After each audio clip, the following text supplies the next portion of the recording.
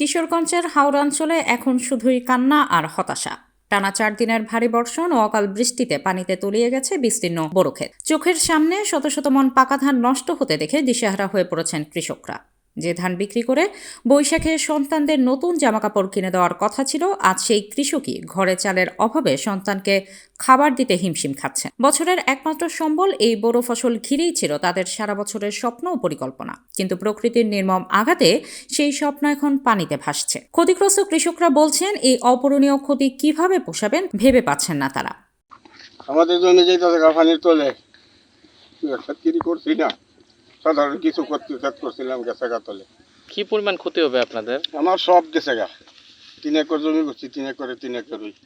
লাগাতার বৃষ্টি হচ্ছে, বৃষ্টি হওয়ার কারণে আপনার জমিগুলো যে পানি তোলা যাইতেছে গা। এখন আবহাওয়া যদি কিছুটা আজকেরও পরিবর্তন হয় তাহলে মনে কিছুটা কাটা যাবো আর কি।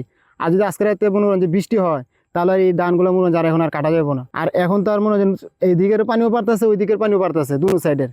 এখন তো আর মনে করেন যে আর আসার স্বপ্ন দেখার ইচ্ছা নাই। বৃষ্টি হইতে হইতে রাত্রের দিনে বৃষ্টি হইতেছে, মানে আমার সুযোগ নাই, দাওয়ালের অভাব। এরপর মেশিন আপনার জানার নিজস্ব মেশিনও নাই, ওই জন্য এই পরিস্থিতি আমরা আছি। এদিকে অতিবৃষ্টির কারণে হাওড় অঞ্চলের জিওল ও মাছের ঘেরের বাঁধও ক্ষতির মুখে পড়েছে।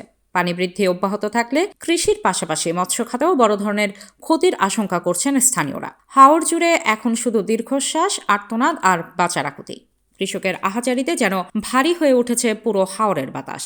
দ্রুত সরকারি সহায়তা ও পুনর্বাসনের দাবি জানিয়েছেন ক্ষতিগ্রস্ত কৃষকরা।